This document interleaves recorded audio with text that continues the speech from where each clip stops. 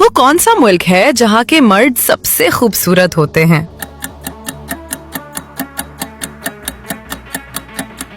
सही जवाब तुर्की। अगला सवाल, वो कौन सा मुल्क है जहाँ लोग सबसे ज्यादा चाय पीते हैं?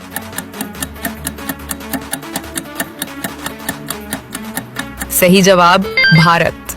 अगला सवाल, वो कौन सा मुल्क है जहाँ सबसे ज्यादा लोग सैर करने जाते हैं?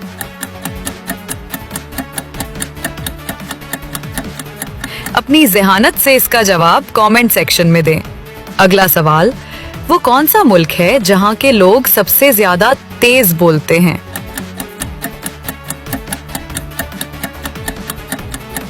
सही जवाब इटली। अगला सवाल, वो कौन सा मुल्क है जहाँ के शहरी सबसे ज्यादा ईमानदार माने जाते हैं?